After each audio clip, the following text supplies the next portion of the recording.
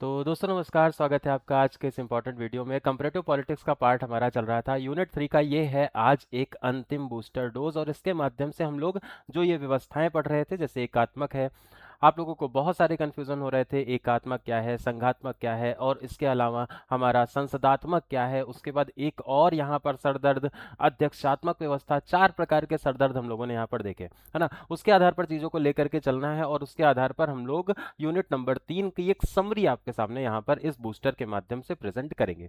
2 batches चल रहे हैं, दोनों बैच में अलग अलग प्रकार की प्रकृतियां हैं। सबसे पहले आपका जो प्रैक्टिस बैच है उसमें आपको मॉक टेस्ट मिलते हैं, और आपका एक कंप्लीट बैच चल रहा है जो कि पॉलिटिकल साइंस के संपूर्ण सिलेबस को खत्म करवा रहा है। ठीक है, तुलनात्मक राजनीति के सिलेबस को ध्यान में रखते हुए यूनिट 3 पर हम लोग आ चुके हैं, और उसके आधार पर अपने प्रोसेस को आगे बढ़ाते हुए हम लोग आ चुके हैं अब अंतिम पड़ाव पर। यूनिट 3 हमारा यहाँ से खत्म हो जाएगा।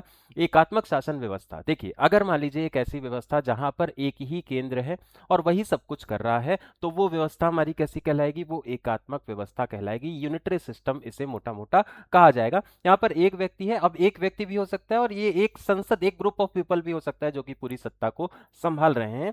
बस शक्ति का स्रोत जैसे सूरज एक होता है, वैसे ही शक्ति का स्रोत हमारा केवल एक ही होगा, ये आपको ध्यान रखना है। ठीक है, अर्थ अगर देखें एकात्मक शासन जो डेफिनेशन है उसके आधार पर संपूर्ण जो संप्रभुता होगी वो सत्ता एक ही केंद्रीय सरकार में निहित होगी, एक ही प्रकार का वो डिवीजन है, ये आपको याद रखना है। शक्ति जो भी मिल रही है वो केंद्र से मिल रही है, संविधान से नहीं मिल रही। ये बहुत इंपॉर्टेंट पॉइंट जो कि पूछा जाता है। स्थानीय और प्रांतीय इकाइयां अगर हैं भी तो वो तभी तक अस्तित्व में रहेंगी जब तक केंद्र चाहेगा, तभी तक वो अस्तित्व में रहेंगी। अपने अधिकार संविधान से स्वतंत्र रूप से प्राप्त नहीं करती, ये केंद्र सरकार से स्थानीय जो निकाय होते हैं वो शक्ति को प्राप्त करते हैं। ये पॉइंट भी आपको ध्यान रखना है, यहां से भी क्वेश्चन पूछा जाएगा। सैद्धांतिक आधार की बात करें तो अविभाज्य संप्रभुता की बात होती है जो कि जीन बॉर्डन ने दिया था। इसके अलावा संसद की संप्रभुता की बात डायसी कर रहे थे, संसद को संप्रभु मान रहे थे। अब आप ये सोचेंगे कि सर संसद कहां से आ गई, एकात्मक व्यवस्था है, एक व्यक्ति नहीं, संसद भी उस एक सेंट्रल पावर में हो सकती है, ये आपको याद रखना है। और संसद ही संप्रभु हो सकती है, संविधान का रोल नहीं है, संविधान से ऊपर संसद है, ये आपको ध्यान रखना है। ये एक इंपॉर्टेंट पॉइंट जो कि आपको इसमें बहुत ज्यादा कंफ्यूजन क्रिएट करता है। इन विचारों में अगर देखें तो शक्ति का केंद्रीकरण देखने को मिलता है। शक्ति एक ही जगह पर है, एक ही पॉइंट पर, एक ही बिंदु पर वो काम कर रही है, ये आपको ध्यान रखना है। प्रमुख जो विशेषताएं हैं इस व्यवस्था की, उसमें एक ही सर्वोच्च विधायी सत्ता है। ठीक है, एक ही हमारी सर्वोच्च विधायी सत्ता। संविधान की तुलना में संसद अधिक शक्तिशाली हो सकती है। प्रशासनिक विकेंद्रीकरण यहां पर संभव है, पर संवैधानिकता यहां पर नहीं होगी, संविधान नहीं होगा बेसिकली, ये आपको याद रखना है। उदाहरण के लिए हम लोग ब्रिटेन की बात करते हैं, वहां पर हम लोगों ने बहुत सालों पहले सुना था कि भाई वहां पर लिखित संविधान नहीं है। उसका एक एग्जाम्पल इसका हमारा आंसर हो जाएगा। संसद सर्वोच्च है, यहाँ पर संसद जो भी करेगी वो अपने हिसाब से करती रहेगी। ऐसा नहीं है कि इनके पास में कुछ भी लिखित नहीं है, लिखित है लेकिन कोडिफाइड नहीं है ना। ये व्यवस्था हमारी होती है। उसके बाद में स्कॉटलैंड और वेल्स को शक्तियां जो है वो संसद द्वारा दी जाती हैं। संविधान जो है वो थोड़ा सा लचीला होता है। यहाँ यहाँ पर विकेंद्रीकरण है, परंतु वह संसद की इच्छा पर निर्भर करेगा। किस पर? वो संसद की इच्छा पर निर्भर करेगा। अच्छा, संघात्मक एक दूसरा पड़ाव, एकात्मक और संघात्मक दो प्रकार के यहाँ पर डिवीजन है। उसके बाद में दो और प्रकार के डिवीजन है जहां पर संसदात्मक और अध्यक्षात्मक है। संघात्मक में क्या हो जाएगा, फेडरल सिस्टम में क्या हो जाएगा, यहां पर पावर को स्पष्ट विभाजित कर दिया जाएगा, शक्तियों का बंटवारा हो गया। सैद्धांतिक आधार केसी वेरी ने इसे ट्रू फेडरलिज्म कहा, जब एकदम बराबर से शक्तियों का बंटवारा हो गया, स्पष्ट विभाजन है, सबको पता है कि उन्हें क्या करना है। ब्राइस का नाम आ जाता है जो कि डुअल पॉलिटी का कॉन्सेप्ट देते हैं। ये भी संघात्मक शासन में प्रमुख माने जाएंगे। प्रमुख अगर विशेषता की बात करेंगे तो लिखित संविधान हो जाएगा, शक्तियों का विभाजन, स्वतंत्र न्यायपालिका और 2 स्तर की तस्वीरें होती हैं। डुअल पॉलिटी का कॉन्सेप्ट यहां पर यही है कि भाई एक जो हमारा व्यक्ति है उसके ऊपर केंद्र सरकार भी है और उसके ऊपर राज्य सरकार भी, दोनों सामूहिक रूप से शासन करने के लिए तैयार हैं, ये आपको याद रखना है। तो डुअल पॉलिटी ब्राइस का कॉन्सेप्ट संघात्मक व्यवस्था के लिए, ये आपको ध्यान रखना है। इसका एग्जाम्पल आप पूर्ण संघात्मक की अगर बात करेंगे तो यूएसओ को आप एग्जाम्पल मान सकते हैं। संघीय संविधान है, राज्यों का स्वतंत्र संवैधानिक अस्तित्व है और सुप्रीम कोर्ट द्वारा केंद्र राज्य विवाद का समाधान यहां पर होता है। इस वजह एग्जाम्पल इसका यूएसए। और अभी हम लोग आगे देखेंगे कि ये ऐसा नहीं है कि यूएसए में कोई और गुण नहीं है, और भी व्यवस्थाओं के गुण पाए जाएंगे। कमेंट सेक्शन में आप बता सकते हैं कौन कौन से गुण हैं इसमें, ठीक है। आगे बढ़ते हैं, भारत का नाम आएगा, ये भी संघात्मक ढांचा है। हाँ, हमारा अर्ध संघीय व्यवस्था देखने को मिलता है, लेकिन संविधान में संघीय ढांचा के रूप में है, परंतु आपातकाल आने पर ये एकात्मक हो जाता है। इसी वजह से इसे अर्ध संघात्मक कहा जाता है, क्वाजी फेडरल कहा जाता है, जिसमें जहां पर भी ये अर्ध शब्द लग जाएगा, इसका मतलब जो इसका काउंटर पार्ट, संघात्मक का काउंटर पार्ट एकात्मक है, संसदात्मक का काउंटर पार्ट हमारा राष्ट्रपति शासन है, ठीक है, या जो अध्यक्षात्मक शासन है। उन दोनों को आप समझेंगे, जहां पर भी अर्ध शब्द लग जाएगा, इसका मतलब इसमें दूसरा जो काउंटर पार्ट है उसके कुछ कुछ कैरेक्टर आ गए। जैसे अर्ध संघात्मक लग गया तो इसमें कुछ कैरेक्टर किसके आ जाएंगे, कुछ कैरेक्टर एकात्मक के आ जाएंगे, ये आपको ध्यान रखना है। तो इसी से अर्ध वाला शब्द जो है वो हमारा क्लियरिफाई हो जाएगा, ठीक है। अब देखिए, इसके बाद में संसदीय जो शासन प्रणाली है, पार्लियामेंट्री जो सिस्टम है, इस प्रणाली में कार्यपालिका का गठन विधायिका से होगा, और वह विधायिका के प्रति उत्तरदायी होगी, ये आपको ध्यान रखना है। सैद्धांतिक जो आधार है, बैजहॉट ने बताया, फ्यूजन ऑफ पावर्स है इसी में, ठीक है। इसके अलावा जेनिंग्स का नाम आता है, जो कि कहते हैं रिस्पॉन्सिबल गवर्नमेंट सबसे ज्यादा जो है वो संघात्मक ही होती है। ये एक इंपॉर्टेंट पॉइंट जो कि आपको ध्यान रखना है। सैद्धांतिक आधार में दो नाम आपको यहाँ पर इंपॉर्टेंट है। विशेषता की अगर बात करेंगे तो प्रधानमंत्री वास्तविक कार्यपालिका का प्रमुख हो जाएगा, मंत्रिमंडल सामूहिक रूप से संसद के प्रति उत्तरदायी हो जाएगी, जो कि कहीं ना कहीं संसद से ही निकल रहे हैं। अविश्वास प्रस्ताव के माध्यम से सरकार जो है वो हटाई भी जा सकती है, तो ये थोड़ा सा रिस्पॉन्सिबल फॉर्म ऑफ गवर्नमेंट देखने को मिला। भारत में प्रधानमंत्री वास्तविक प्रमुख है, लोकसभा के प्रति जवाबदेह होता है, और बहुदलीय व्यवस्था भारत में देखने को मिलती है। तो भारत में संघात्मक व्यवस्था काफी हद तक पाई जाती है। ब्रिटेन में संसदीय मॉडल का मूल स्रोत प्रधानमंत्री प्लस कैबिनेट के रूप में जाना जाएगा। देखिए, संसदात्मक जो प्रणाली है उसमें जो व्यवस्था है उसमें कार्यपालिका और विधायिका दोनों है।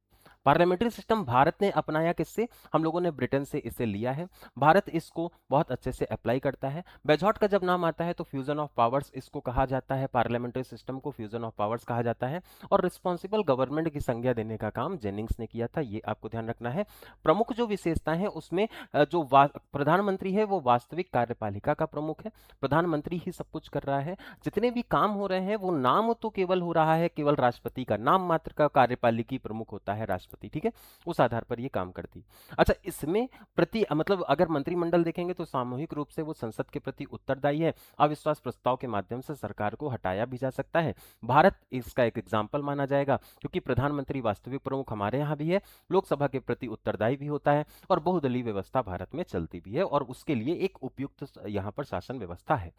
पार्लियामेंट्री सिस्टम ब्रिटेन से भारत ने अपनाया था, तो ब्रिटेन में भी पार्लियामेंट्री सिस्टम है। संसदीय मॉडल का मूल स्रोत, अब आप कहेंगे सर यहाँ तो एकात्मक सिस्टम अभी आपने बताया, तो आपने ये कैसे बता दिया संसदीय भी, है ना, तो वो व्यवस्था अलग है, वो डिवीजन अलग है हमारा एकात्मक और संघात्मक का। ये वाला जो डिवीजन है संसदात्मक और अध्यक्षात्मक, ये डिवीजन अलग है। तो हो सकता है कोई देश ऐसा भी हो जाए जहां पर एक जो कैरेक्टरिस्टिक्स हैं वो इस वाले स्लैब की आ रही हैं और एक कैरेक्टरिस्टिक्स उस वाले स्लैब की आ रही है। तो ब्रिटेन में एकात्मक व्यवस्था उधर थी और संसदीय व्यवस्था यहाँ पर है। इस तरीके से दोनों में एक का यहाँ पर समावेशन देखने को मिलेगा ना, दोनों में से एक कोई जरूर देखने को मिल जाती है अगर मोटा मोटा हम लोग एनालाइज करने की कोशिश करें। जैसे भारत में अगर संघात्मक व्यवस्था है तो भारत में संसदात्मक व्यवस्था भी है, ठीक है। अब देखिए, संसदीय मॉडल का जो मूल स्रोत है प्रधानमंत्री प्लस कैबिनेट के माध्यम से, वहां पर भी ब्रिटेन में भी चीजें होती हैं, इस वजह से संसदीय मॉडल ब्रिटेन में भी पाया जाता है। इस प्रणाली में कार्यपालिका और विधायिका स्वतंत्र रूप से निर्वाचित होती है और एक दूसरे के प्रति उत्तरदायी अगर कहा जाए तो यहाँ पर ये नहीं होती। सैद्धांतिक अगर आधार देखेंगे तो हमारी जो अध्यक्षात्मक सिस्टम में सैद्धांतिक आधार, ये अध्यक्षात्मक सिस्टम का ये पॉइंट आ गया, है ना। संसदीय सिस्टम में हम लोगों ने देख लिया किस तरह से उत्तरदायित्व की बात हो रही थी, लेकिन यहाँ पर जब हम आए तो ये कार्यपालिका में विधायिका स्वतंत्र रूप से, कार्यपालिका और विधायिका स्वतंत्र है। ये सिस्टम जो है वो सेपरेशन ऑफ पावर्स पर बेस्ड है, चेक्स एंड बैलेंसेस पर बेस्ड है। एग्जाम्पल इसमें हम लोग अमेरिका को ले सकते हैं। जी हाँ, यहाँ पर अध्यक्षात्मक सिस्टम मतलब प्रेसिडेंशियल सिस्टम चल रहा है, इसमें एग्जाम्पल हम लोग अमेरिका का लेंगे। तो अमेरिका को पहले तो हम लोगों ने संघात्मक बनाया, अब उसे हम लोग अध्यक्षात्मक बना रहे हैं।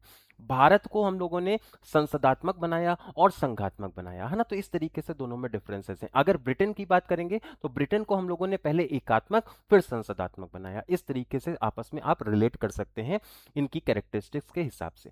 प्रमुख जो विशेषता इसमें आती है, वो राष्ट्रपति जो है वो वास्तविक प्रमुख कहे जाएंगे, निश्चित कार्यकाल इनका होगा, शक्तियों का पृथक्करण भी देखने को मिलेगा। उदाहरण में अमेरिका हो जाएगा इसमें प्रेसिडेंशियल सिस्टम में। आपको भी पता है डोनाल्ड ट्रंप क्या क्या कर रहे हैं, उन पर कोई कंट्रोल नहीं है। हाँ, वहां पर एक स्थिरता है कि भाई डोनाल्ड ट्रंप अगर बन गए हैं तो वो 4 सालों तक बने ही रहेंगे। प्रत्यक्ष रूप से राष्ट्रपति निर्वाचित होता है। कांग्रेस से ये पूरी तरह से स्वतंत्र है, महाभियोग से ही हटाने का प्रस्ताव है, बाकी इनको हटाया नहीं जा सकता। ये स्थिर एक व्यवस्था है। अगर हम लोग चारों को संयुक्त विश्लेषण के रूप में देखें तो एकात्मक और संघात्मक जो सिस्टम ऑफ डिवीजन हम लोगों ने देखा, ये सत्ता के वितरण पर आधारित है। लेकिन दूसरा जो है हमारा संसदीय और राष्ट्रपति शासन, ये हमारा सत्ता के संचालन पर आधारित है। ये आपको ध्यान रखना है। इनका जो संयोजन है वो देशों की संरचना तय करने के लिए जाना जा रहा है। भारत संघात्मक प्लस संसदीय व्यवस्था के लिए जाना जाता है। अमेरिका जो है, बिल्कुल ध्यान से सुनेंगे, संघात्मक प्लस राष्ट्रपति शासन के लिए जाना जाता है। इसके अलावा जो ब्रिटेन आता है ये एकात्मक भी है और संसदात्मक भी है ना। तो अलग अलग प्रकार के देश हैं, अलग अलग प्रकार की इनकी व्यवस्था है। अपनी अपनी देश की व्यवस्था के हिसाब से लोगों ने अपने शासन को तय किया है, उसके आधार पर हम लोग ये डिफरेंस समझ पाएंगे, ठीक है। अच्छा, संघात्मक भी अगर भारत की बात करेंगे तो पूरी तरह से संघात्मक नहीं है हम लोग जरूरत पड़ती है तो एकात्मक भी हो जाते हैं। तो संघात्मक से अच्छा जो शब्द यहां पर सूट करेगा वो अर्ध संघात्मक सूट करेगा, ये आपको याद रखना है, ठीक है। आगे बढ़ते हैं। अगला यहां पर फाइनल जो समरी है वो आप यहां पर देख पाएंगे। एकात्मक, संघात्मक, संसदीय और राष्ट्रपति। सत्ता कहां पर है, मुख्य प्रश्न एकात्मक का होता है। संघात्मक में देखेंगे तो सत्ता कैसे विभाजित होती है, ये संघात्मक में होता है। संसदीय में आएंगे तो सरकार कैसे उत्तरदायी है, संसदीय में है। और नेतृत्व कैसे संचालित होता है, ये राष्ट्रपति शासन का मुख्य उद्देश्य या मुख्य प्रश्न है। इस टेबल की बात हम कल की क्लास में भी कर रहे थे, ठीक है। सत्ता का जो स्वरूप है वो केंद्रीकृत है एकात्मक में, विभाजित है संघात्मक में, उत्तरदायी है संसदीय में और पृथक है, बिल्कुल ध्यान से देखेंगे, राष्ट्रपति शासन में, ठीक है। इसके लिए हम साइड में हो जाते हैं, आप इसको स्क्रीनशॉट भी ले लीजिएगा। संप्रभुता अगर देखेंगे तो अविभाज्य है, किसमें, एकात्मक में। संघात्मक में साझा संप्रभुता देखने को मिलती है ना। वो एक कोऑपरेटिव एक तरह से फेडरलिज्म देखने को, साझा संप्रभुता वहां पर रहती है, कोऑपरेटिव सोवेरेनिटी। संसदीय सिस्टम में सोवेरेनिटी जो है वो किसके हाथों में, संप्रभुता संसद आधारित होती है। संविधान आधारित होती है अध्यक्षात्मक सिस्टम में, ये आपको ध्यान रखना है। केंद्र में कार्यपालिका होती है एकात्मक में, कार्यपालिका एकात्मक में केंद्र में होती है। कार्यपालिका राज्य प्लस केंद्र में विभाजित रहती है। प्रधानमंत्री ही कार्यपालिका के रूप में काम करता है संसदीय सिस्टम में, और प्रेसिडेंट जो है वो कार्यपालिका के रूप में काम करता है हमारे अध्यक्षात्मक या राष्ट्रपति वाली प्रणाली में, ठीक है। इसके अलावा जवाबदेही अगर देखें, एकात्मक में सीमित जवाबदेही है, वो जवाब देने पर विश्वास ही नहीं करते। संघात्मक में संवैधानिक जवाबदेही है, राज्यों की है तो राज्य देंगे, केंद्र की है तो वो केंद्र देंगे। संसदीय जो सिस्टम होता है उसमें संसद के प्रति जवाबदेही होती है। संसदीय मतलब संसद ही वहां पर सर्वोच्च रहता है, वो संविधान के हिसाब से चीजों को लेकर के चलता है। और राष्ट्रपति शासन में जवाबदेही नहीं होती है, ना के बराबर होती है। स्थिरता की बात करें, एकात्मक व्यवस्था सबसे ज्यादा उच्च और स्थिर व्यवस्था के रूप में जानी जाएगी। उसी तरीके से राष्ट्रपति वाली जो व्यवस्था है वो भी उच्च मानी जाती है। संघात्मक में थोड़ा सा ये संतुलित होती है, और जो संसदीय है उसमें मध्यम स्तर की रहती है, क्योंकि संसदीय व्यवस्था में बहुदल है, जब तक बहुमत है तब तक वो सरकार चलती है। संघात्मक में वो व्यवस्था संघ के आधार पर है, जब तक वो एक एग्रीमेंट काम कर रहा है तब तक वो संघ बना रहेगा, नहीं तो विघटित हो जाएगा। हम लोगों ने यूएसएसआर का भी एग्जाम्पल देखा है, ठीक है। उसके बाद में उदाहरण अगर देखें एकात्मक का तो ब्रिटेन हो जाता है। यूएसए और भारत जो है वो संघात्मक पद्धति का एग्जाम्पल है। संसदीय सिस्टम में ब्रिटेन भी और भारत भी संसदीय सिस्टम से संबंधित है। और अगर राष्ट्रपति की बात करें, राष्ट्रपति शासन या फिर राष्ट्रपति प्रणाली की बात करें, तो वहां पर यूएसए हमारा होता है, ये आपको ध्यान रखना है। प्रमुख विचारक एकात्मक में, बहुत इंपॉर्टेंट पॉइंट, डाइसी और बॉर्डन, है ना, एकात्मक में हो जाते हैं। वेयर और जो ब्राइस हैं इनको हम संघात्मक में याद रखते हैं। और संसदीय जो सिस्टम है उसमें बैगहॉट का नाम या बैगहॉट का नाम याद रखा जाता है। राष्ट्रपति जो शासन है वहां पर मेडिसन का नाम याद रखा जाता है। चार व्यवस्थाएं अलग अलग ऐतिहासिक सामाजिक परिस्थितियों की उपज रहती हैं, कोई भी प्रणाली यहाँ पर सार्वभौमिक रूप से सर्वोत्तम नहीं है, उसी के आधार पर ये काम करती हुई चली जाती है। विविध समाज है तो संघात्मक व्यवस्था उपयुक्त है, उत्तरदायित्व तो प्रधान लोकतंत्र है तो वहां पर संसदीय सिस्टम है, स्थिर नेतृत्व है तो वहां पर राष्ट्रपति शासन है, और समरूप समाज है तो वहां पर एकात्मक शासन देखने को मिलता है। इस तरीके की व्यवस्थाएं आपको अलग अलग देशों में देखने को मिलती हैं, जो कि उसके जैसा वो बना हुआ है देश, वैसे ही उसके हिसाब से वो डिसाइड होती चली जाती हैं। ठीक है, अब देखिए, अब यहां से जो शुरुआत होगी वो चार व्यवस्थाओं को थोड़ा सा हम क्रिएटिव तरीके से आपके सामने पेश करते हैं। एकात्मक शासन में एक शक्ति एक केंद्र है। ठीक है, पूरी संप्रभुता केंद्र में निहित है, राज्य और प्रांत में शक्ति केंद्र से ही मिलती है, उसी के आधार पर वो काम करता है। एकात्मक सत्ता, एक शक्ति एक केंद्र। ठीक है, पहला पॉइंट। अब देखिए, संसद वहां पर सर्वोच्च होगा, संविधान से अधिक संसद की शक्ति हो जाएगी, संविधान से भी ऊपर कहीं पर संसद है, जैसे ब्रिटेन में। त्वरित निर्णय, कम जटिलता देखने को मिलेगी, समरूप समाज में ज्यादा उपयुक्त ये मॉडल रहता है हमारा एकात्मक सिस्टम। संघात्मक सिस्टम में अगर हम लोग चले तो सर्वोच्च संविधान यहां पर सर्वोच्च हो जाएगा, केंद्र और राज्य दोनों संविधान से शक्ति प्राप्त कर रहे होंगे, शक्तियों का विभाजन स्पष्ट सूचियों के माध्यम से, जैसे हमारे यहाँ भी स्पष्ट सूचियां हैं। विविधता में एकता की बात यहां पर होगी, बहुभाषी बहुसांस्कृतिक समाज के लिए यह आदर्श व्यवस्था के रूप में जानी जाएगी। स्वतंत्र न्यायपालिका यहां पर होगी, अगर मान लो कोई विवाद है तो वो सुलझाने का काम न्यायपालिका करेगी। संसदीय जो सिस्टम है वहां पर जवाबदेही सर्वोपरि रहेगी, रिस्पॉन्सिबिलिटी रहेगी, कार्यपालिका संसद के प्रति उत्तरदायी रहेगी, प्रधानमंत्री वास्तविक नेता के रूप में काम कर रहे होंगे, और राष्ट्राध्यक्ष जो है वो नाम मात्र के, जो प्रेसिडेंट है वो नाम मात्र के ही होंगे, प्रधानमंत्री के पास में सब कुछ सारी पावर्स होंगी। अविश्वास प्रस्ताव लोकतांत्रिक नियंत्रण प्रदान करेगा, और लचीली लेकिन कभी कभी अस्थिर व्यवस्था के रूप में हम लोग इसको जानते हैं, ये आपको याद रखना है। लास्ट में आती है अध्यक्षात्मक व्यवस्था, यहां पर शक्तियों का पृथक्करण है, कार्यपालिका और विधायिका स्वतंत्र रूप से काम कर रही है, राष्ट्रपति वास्तविक प्रमुख के रूप में जाने जा रहे हैं, और सीधे जनता से वैधता इन्हें मिलती है, डायरेक्टली ये जनता के द्वारा चुने जाते हैं।